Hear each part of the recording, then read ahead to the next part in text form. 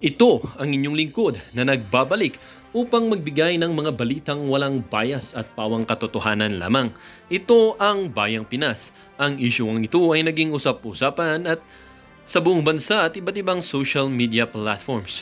Former President Rodrigo Roa Duterte o mas kilalang bilang si Tatay Digong ay dadalo na nga at sinabing kinumpirma na pupunta siya sa Huadcon at haharapin na dahil handa nang sugutin at labanan ng mga Kongreso.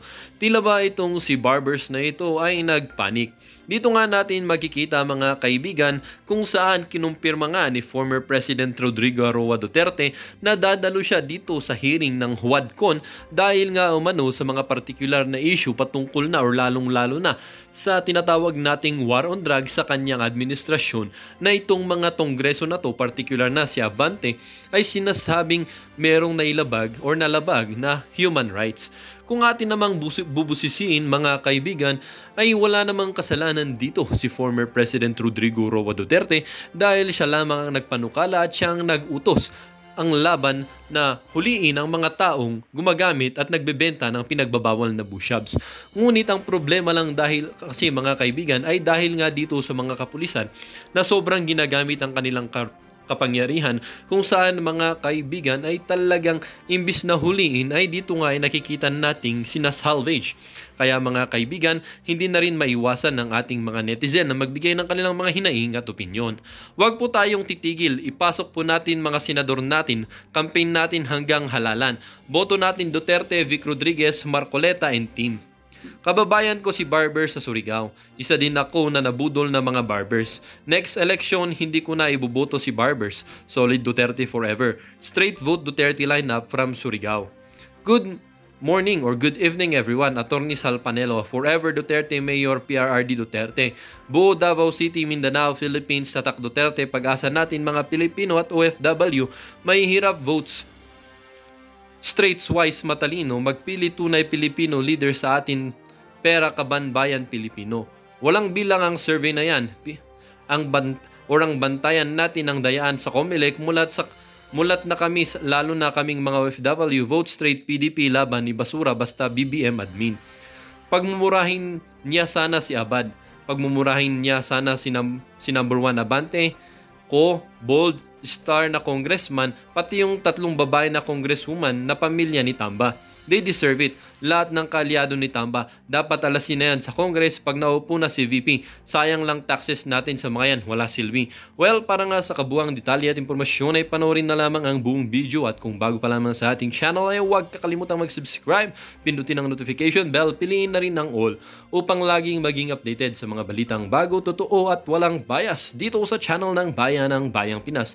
Huwag din pong kakalimutang mag-iwan ng like at i-share ang ating mga videos at salamat na rin sa ating mga solid viewers sa walang sawang pagsuporta. Muli po, maraming salamat.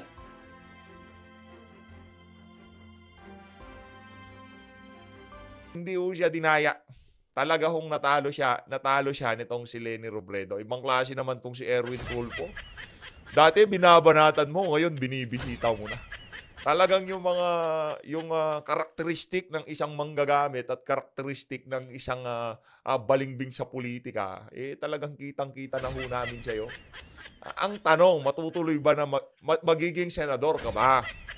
Ang dami niyo pa hong hindi napapaliwanag sa sambayan ng Pilipino. Ang tanong, Pilipino ho ba kayo? Diba? Bago ho kayo mangampanya, bago ho kayo bumisita ng kung sino-sino dyan, siguraduhin nyo ho muna na luluklok kayo sa Senado kung sakaling manalo kayo. Si Erwin Tulfo kasi nag-issue ho yan doon sa commission on appointment. No, marami hong mga questionabling nakaraan yang mama na yan. Kaya abang lang ho tayo sa mga susunod na panahon kung anong mangyayari diyan sa political career nitong meron din ho palang kaso yan. Libel, hindi ko natin alam, libel o cyber libel, convicted din ho siya doon sa kaso na yon. Kaya abang-abang lang ho tayo mga kababayan.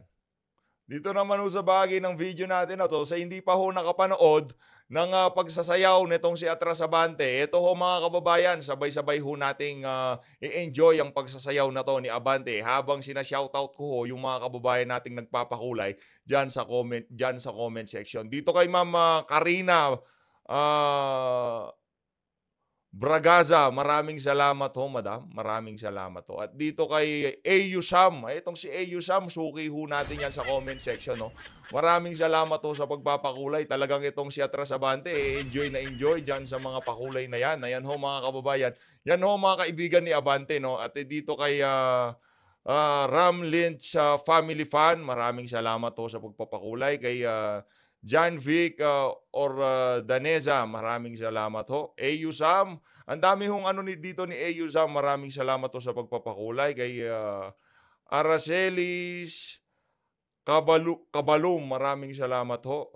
Sila na ho muna ang isa-shoutout natin. Mamaya naman ho, mga kababayan, dito sa bahagi ng video natin na to, pakinggan na ho natin yung mga kondisyones netong si dating Pangulong Rodrigo Duterte kung sakaling dadalo siya diyan sa Quad Committee, diyan sa House of Representatives. Ito na ho ang ating mga iniidolo diyan sa third floor studio.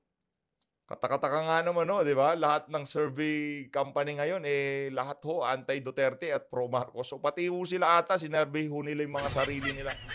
Mantoko. Ito Ito yata yung month ng August and Ito yung sa trust September. rating, no? Sa trust Oo. ratings, no? Na kung saan Sadsad talaga siya ng 20. sadsad pang 20% yung ratings ni Ito yung Marcos Jr. kung naalala ko lang, ito yung kasagsagan na lumabas na yung pulburon video, Yes. no? Yes. Nasadsad siya sa 20% trust rating at ang tumaas naman ay kay VP Sara. VP Sara. Oo. Tapos, naglabas na lang sila uli na paglipas ng ilang linggo o isang buwan, kung saan naman pumalo na yung konti ng 7% si Marcos Jr. At inilabas na nila Inilabas ito. na nila. Pero wala silang inilabas na pinagbasihan kung saan galing yung tumaas na yun. Yes. So, ibig sabihin, kung line of 2 ka, mas mababa pa sa line of 2 na yon yung ano mo, yung survey mo the previous, di ba? Kapam, alam naman natin yung mga tao sa survey firm, magagaling yan. Mga data-driven yan eh. And dapat, yung galing nila, ipinakita nila. Ngayon, meron na naman hong nagpakulay dito kay Vanji Sichon. Maraming salamat ho sa pagpapakulay. Thank you, Madam. Madam Vanji, maraming salamat ho. Tuloy. Kung first time ba ito nangyari sa isang Thank you. presidente na nasa 2 taon pa lang ng panunungkulan, yung bigla agad sumadsad pababa yung kanyang rating. Are you specific to Pulse Asia survey? Kasi sila yung naglabas ng ano ng recent datos or Specific or sa Pulse, pero halos lahat sila eh. na survey Parang fair. ano na rin, parang nilalamon na rin ang bulok na sistema. Pero sabi ni Roy Sepulveda, hindi ako palalamon sa bulok na sistema, magpapakulay ako. Salamat sa Salamat. pagkulay. naman yan. Salamat sa Swerte na ka-live ako Napakadilaw ngayon. ng pakulay na Dilaw yan. na Ayos, dilaw. ayos. Dilaw, May nako. pula, ito pa May pula din si Leo Bautista. Ito. Ito. Meron din pakulay dito eh. Ano Meron yung din pakulay. Bautista? Dito kay Yan. Rosa Liz, Sino maraming red? salamat Meron ho din sa akong red. pagpapakulay. Baka dito color red. Baka. Ayun, sorry, na-distract po kami sa magandang kulay na dilaw. Maraming salamat po. Tingnan mo, pati si OFW Hero, nakikitake you. Uy, ano natin siya eh. Parang hindi natin nakikita dito si OFW Hero. Nagpupunta ba dito sa PH Update? Parang dyan lang siya sa third floor. No? Talagang gumagawa. Apata mo yung pinapasweldo namin sa'yo, OFW Uy, Hero. wala tayong binibigay. Kundi pa sa salamat lamang. Ano ka ba, Marlon? Kaya marami maniwala. Baka marami na mag-apply as moderator. Wala tayo. Ngayon, meron na naman nung nagpakulay dito kay Ma'am Amalia Edwards. Maraming salamat ho sa pagpapakulay. Thank you po. Thank you. Tikot si OFW Hero, bigla tayo sabutayin. Lagay ko lang dito. Lagay ko lang dito. So nabanggit mo nga Thank you. kanina, na data-driven ang Etong si Madam Pamela na paghahalata eh. mga survey Yes. firms. Kasi they deal with numbers, no? Yeah. Statistics yan, Marlon, di ba? Saka may comparison sila lagi. Eh, Laging may comparison. So bakit kapag pinili nilang hindi ilabas, pwede nilang hindi ilabas? Yun ang mabigat. Nagiging selective sila. Oh, ay, that's the perfect word, Marlon. Selective. Ayun, meron na naman hong nagpakulay dito kay Ma'am Gina Ray. Maraming salamat po sa pagpapakulay. Thank you po. Maraming salamat po. Napakalaking tulong yan para mas mapaganda pa natin yung ating mga reaction video dito sa PH Update. Maraming salamat po. Maraming salamat. Na objective. So, okay. The other question na ibabato ko sa iyo is, kung nagiging selective sila, does that mean that they are commissioned to cater the survey for someone else? Ibig sabihin ba may boss sila? Malamang sa malamang. Malamang sa malamang. And alam naman natin yan, Pam. Kahit nung nakaraang campaign, di ba? Alam natin na may kaibigan tayo, tinatawagan lang yung ano. Sa magkano nga, ma'am? Naku, Di ba? And anyway, ganyan ho. Kaya 'di ba, lagi kong sinasabi dito sa PH Update dahil ano na ho bistado na ho yung plano nila. Inunti-unti ho nila yan. Hindi naman ho ngayon lang nangyari yan. Mula nung napansin natin na itong si Tamba, medyo umaangat na ho siya sa mga survey.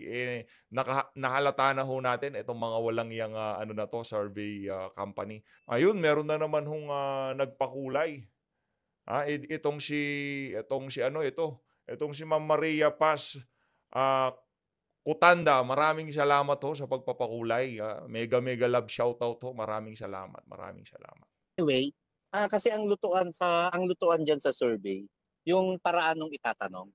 Yes. Yung mga Correct. Yung mga itatanong na alam natin ang magiging sagot ay magiging paborable doon sa principal na tinutulungan ng isang survey Correct. firm o nagpapa-commission sa survey firm. Why Real are talk, we yun ang saying nangyayari. this na it seems as if itong mga Kumbaga kahit anong piliin doon sa choices ng mga kinukuhanan ng survey, pabor pa rin ho doon sa nagbabayad ng malaki dito sa mga survey firm na to. Yun. Kunyari, ang nagpatrabaho sa kanila si Tambaluslos. Siyempre, lalo na dyan sa Tangere, napakadumi ng survey nila pagdating ho doon sa trust at approval rating ng 4 na pinakamataas na official sa ating bansa. Itong presidente, vice president, senator, at itong si Senate President, House of Representative, Speaker, at itong si Chief Justice, no? Pagdating ho doon sa mga official na yon, kitang-kita ho ang kababuyan ng Tangere na yan dyan sa survey na yan. Kasi kitang-kita ho kung paano nila lukuhin yung sambayan ng Pilipino. Naku po, meron na namang nagpakulay sa ating grabe, napakaraming nagpapakulay. Itong si Emini Shiyama, maraming salamat to. Ma'am Emini Shiyama, maraming salamat to sa pagpapakulay. Ayun, tuloy ho natin, game. itong nakaraang survey na nilabas ng Pulse Asia ay hindi katanggap-tanggap, not because marami tayong ine-expect na dapat mataas ang datos o numero pero hindi nag-reflect doon. The thing is, nasa paraan nga, sino yung nagpakulay sa atin? Archel Sario, shout out sa lahat ng SDS New York. Ay, hello po Mabuhay sa ang ISO SDS New York. Hello. Na pinamumunuan ni Attorney Valera. Hello po. Attorney Valera. Sana makapunta kami dyan. Ayun na.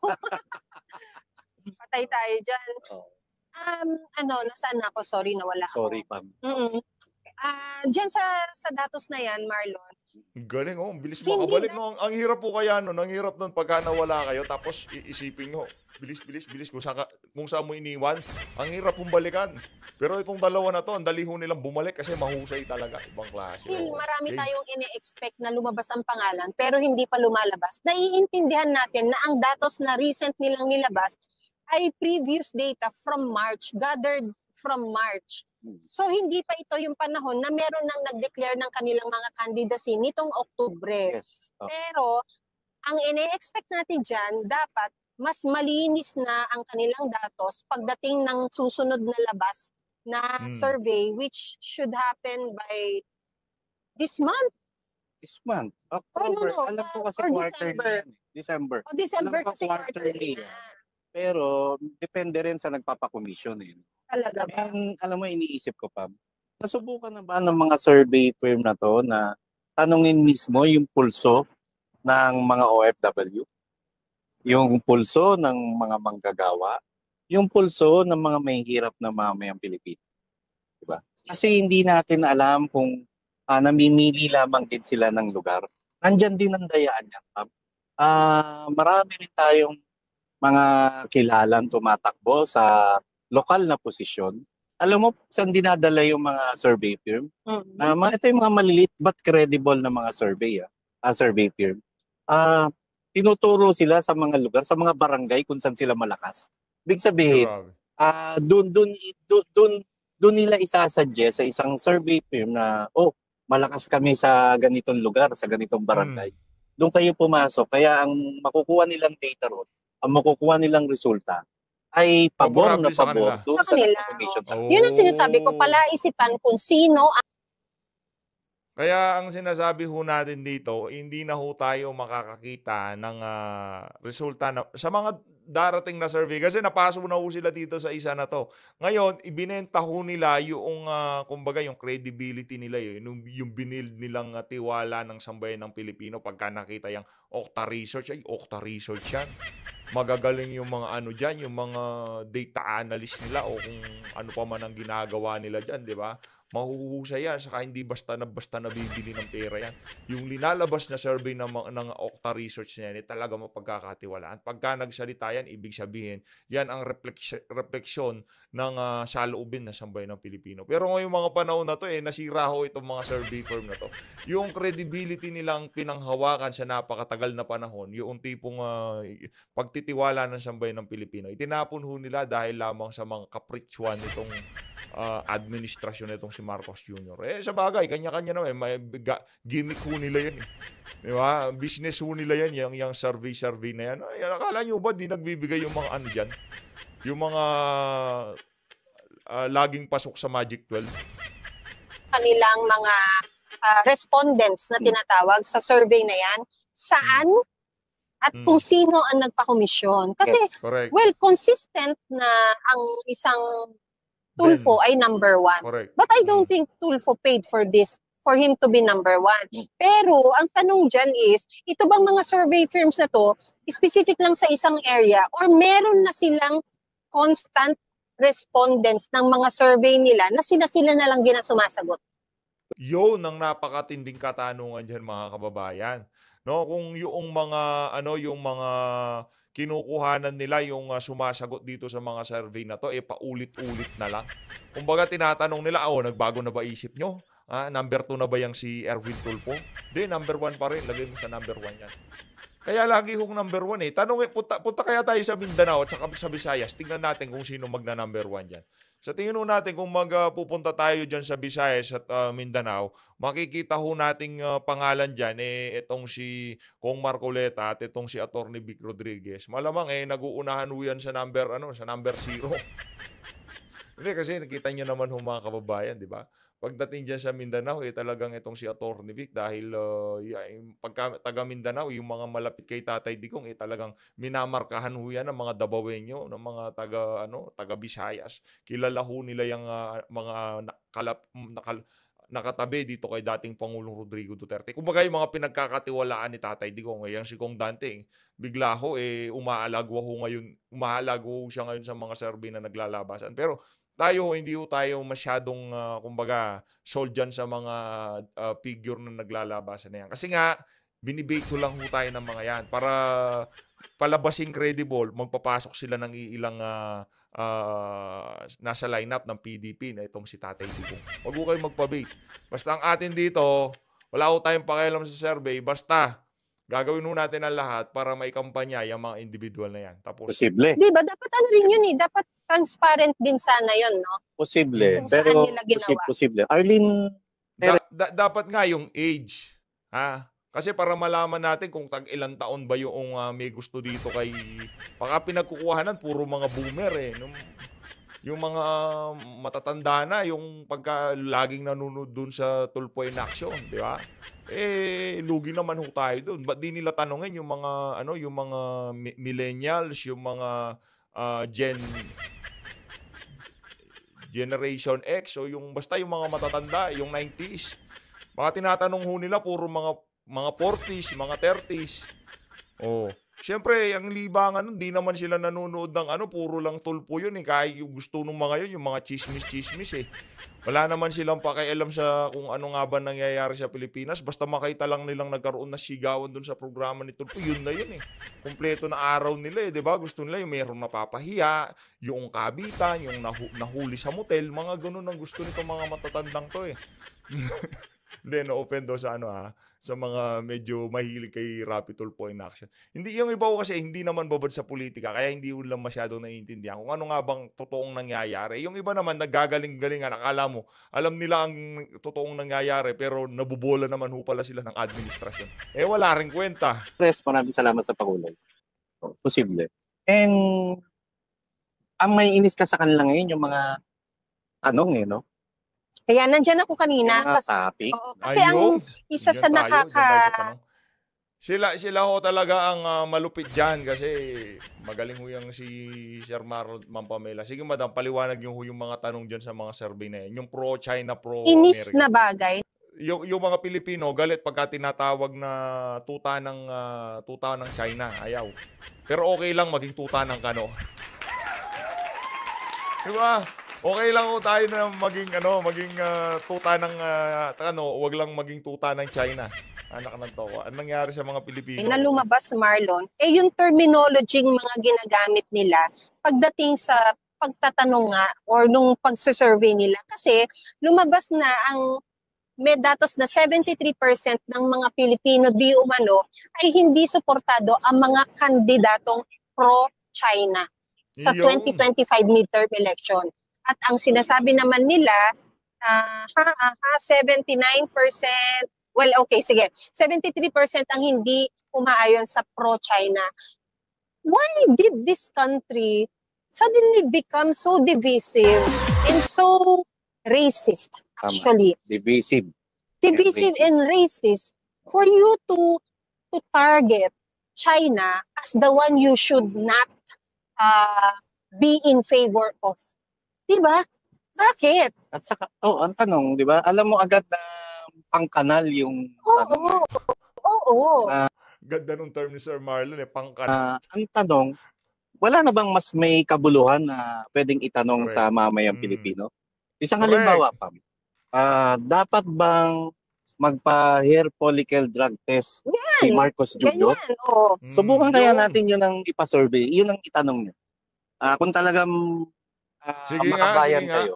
Ay, Subukan ho natin sa PH update kasi hindi na ho natin mapagkatiwalaan yung mga survey na yan eh. 'Di ba? Ano ho tayo?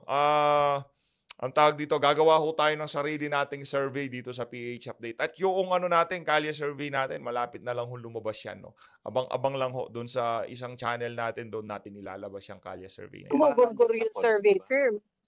Or alin ba mas importanteng pakinggan? O alin mas importante sa isang Congress inquiry? Yung patungkol sa agri-smuggling o patungkol sa extrajudicial killings? Mga ganun tanong, di ba? Tsaka yung tanong na Marlon, ikaw ba bilang isang Pilipino ay nakaka-afford ng bigas na 60 pesos per kilo? Pwede. Mga ganyan tanong, di ba? Magkano ang iyong sweldo sa isang buwan? Kontento ba ang iyong pamilya sa sweldong inuuwi mo sa loob ng iyong tahanan? Na ibibigay ba ng sweldo mong ito nakakarampot ang basic needs ng iyong pamilya? Tuition fee ng mga anak, matrikula, pagkain, maayos na bahay, pambayad sa tubig, pambayad sa kuryente, pambayad sa mga medical na pangangailangan. Kanina lang, Pamela. Diyos ko. Maling-mali ako. Kapag sobrang busy lang kapon, di pa ako nakapagpa-full tank. Mahigit.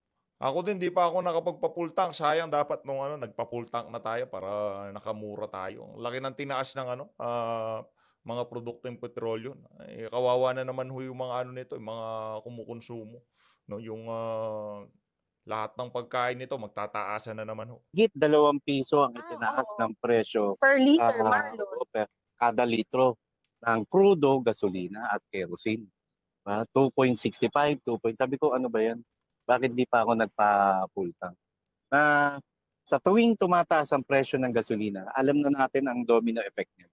Presyo ng bilihin. Yeah, mataas. Taas yung. Anyway, dapat bakit hindi doon pagtuunan ng pansin? Or dapat ang itanong din ng isang survey firm, no? Ano bang mas dapat pagtuunan ng pansin ng gobyerno? Yung pamamahagi ng ayuda o pagtuunan ng pansin ng problema sa inflation? Yan, yung pamamahagi ba ng ayuda, mas gusto nyo ba ng ayuda o isang permanenteng trabaho? Yun! Di ba? Ano ang ayuda na isang araw, isang linggo, wala na? Mm. Kumpara sa permanenteng trabaho na nandyan lang, Sinas katapusan, merong tumatanggap ka, at may araw-araw, benepisyo ka pa. at araw-araw yung hapagkainan mo, hindi salat. Correct. Laging kahit papano, nairaraos may laman. At may benepisyo ka pa mula sa kumpanya na mapwedeng para sa'yo and extended sa pamilya mo, kagaya ng HMO. Marlo, di ba? Yung mga ganyan. Yung privilege mo na magkaroon ka ng isang maternity leave para sa mga babaeng manganganak, di ba? Yung Paternity leave. Oo, paternity leave Para para sa naman sa mga mga tatay. tatay na 7 days lang pala yan.